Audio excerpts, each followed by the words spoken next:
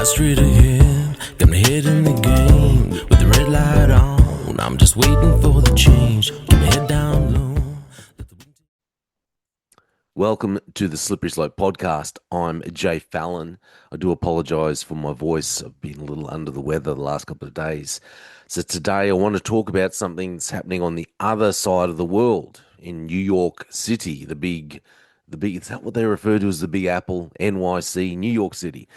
The reason why I'm talking about it is because the same pattern, the same ideology, and the same consequences are already taking shape here in Australia, in my humble opinion. So we've got a video that's been circulating and it's showing what's happening in NYC right now. Squatters are taking over buildings, stairwells are being blocked, families are afraid to walk out their own front door, and the government that not only refuses to stop it, but is actively creating the conditions for it. And if you think that can't happen here, well, mate, it already is. It already is happening here. So let's check out. I'll tell you what's actually happening in New York. The government it's banned evictions. Crazy. Banned evictions, even for people who break in and occupy private property. It's stopped policing what it calls minor crimes like trespassing, shoplifting, vandalism. If you know anything, just in case you don't know anything about my podcast and who I am, I was formerly a police officer with the Queensland Police Service. And when I was doing general duties policing, and when I first started, I remember I was working in one town, one place, and I was out, touring with a senior police officer. And he said what he liked to do was he would do traffic stops even for things that are minor and minor infringements, minor traffic infringements, and it's because he believed that if people felt like they could just drive around with busted lights and all this kind of thing, well then they would just keep pushing the envelope all the time. That if you pulled up people and let them know, you didn't have to fine them every time, but if you at least gave them a warning, spoke to them about it, well, then they at least knew this is where the bar was. You couldn't just come into town, drive into town, and just, drive whatever rubbish little vehicle you wanted. You couldn't do whatever you wanted. Police were out and they were monitoring. They were looking at what's going on. They weren't just sitting in the office, head in the sand, not taking note of what was going on in their town. So I thought that really makes sense. You've got to look at the minor things. You can't just overlook minor incidents all the time. But this is what they're doing in New York. This is what's been happening in Australia too. And they've also raised taxes on the middle class in New York, despite promising to only tax the rich. And they've created a culture where lawlessness is tolerated. And the people who actually work, they actually pay rent and follow the rules, are the ones who are being punished. So the result is that hallways are turned into makeshift bedrooms. And who wants to live like that? Stairwells are blocked, a literal fire hazard, and families are terrified to leave their apartments. And police show up, move squatters on, and then the squatters come straight back. And the government that just shrugs its shoulders. This isn't an accident. This is what happens when ideology replaces common sense. And I think this is what's starting to happen here in Australia. It's been slowly going on, creeping in. Let's look at the ideology behind it, I suppose. The NYC, New York City Mayor Mandani and his political allies openly identify as democratic socialists. And their policies reflect that worldview. Private property is immoral. If you listen to their speech, the way they talk, private property is looked at, viewed at as being immoral. Landlords they're framed as exploiters. Business owners are the enemy. Anyway, self-sufficient people are a threat to the system. And the solution to every problem is more government, more taxes, and more control. And the key point that I wanted to talk about today, I think, for this is when you demonize the people who build society, you eventually destroy society. And New York, in my opinion, is the living proof. We're seeing it all playing out before our eyes. So, if you want to relate this back to Australia, which is what how I see it, let's look at this. Australia is not that far behind. We're seeing state governments normalizing lawlessness, overlooking lawlessness in some parts, youth crime exploding, police told to de escalate, which I don't mind police de escalating, but all too often, and this isn't the police officers' fault, offenders get released again and again, which is our system, which is our magistrates and our judges taking a softer look at crime, a softer view, viewing people as victims rather than, hey, these are the people that actually the perpetrators, these are the people that are actually committing the crimes. We've got property rights are being weakened here in Australia as well, from rental freezes to land use restrictions to temporary emergency powers. When I say temporary, I mean temporary that seem to just go on and on. They just seems to never end sometimes. We've got taxes creeping upward. I don't know if it's creeping upward. Taxes just seem to be in Australia just boom, skyrocketing upward. Always just on the rich, but until suddenly the middle class, which I would classify myself as, caught in the net, a political class which seems to be obsessed with ideology, but it's not obsessed with outcomes. They're just obsessed with ideology and catchphrases, but don't look at the outcomes that happen. They just have slogans. We've got this cultural shift that treats success as suspicious, if not, does not encourage success at all, our current government. And it does encourage dependence on governments and views it as virtuous. So just like New York, the people who follow the rules, the workers, the families, the taxpayers, they're the ones who are being squeezed. We are the ones who are being squeezed. Australia is walking the same path, but we seem to be just a few steps and a little bit to the left behind, not quite there. So this, I don't think this is just political. This is also, in my view, moral. It's spiritual.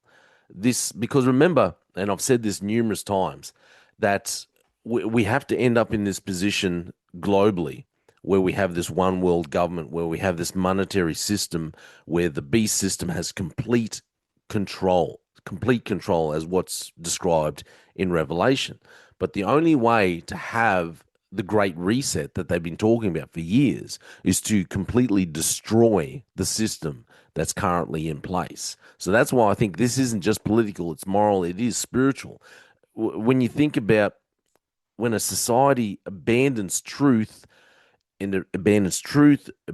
order, abandons responsibility, and it abandons accountability, people being accountable for their own actions, chaos then fills that vacuum, and you have lawlessness ruling, and then people, our politicians, saying, hey, it's actually a good thing, this isn't good. That maybe we used to view it that way. It's Which reminds me of the verse which I've also talked about numerous times, Isaiah 5:20. It warns us that, woe to those who call evil good and good evil. That's exactly what we're seeing, I believe. Criminal behavior is excused. Law-abiding citizens get punished. It's no longer good to have a vision, to own property, to succeed, that kind of thing. That's viewed now. It's talked about as if, no, that's not something you should aspire to. Law-abiding citizens get punished, and government keeps expanding while families struggle, and dependency is encouraged while responsibility is mocked. Dependency on God, because again, like what I've said numerous times, is the government has been trying to replace God in our society, replace God with themselves. This is what happens when a culture rejects God, worships the created rather than the creator, and rejects God's design for justice, God's design for stewardship and personal responsibility. I personally believe that if you are really a Bible believing Christian, you would have to be uh, a capitalist. You would have to believe in the, well, I suppose, follow a capitalism. Capitalism.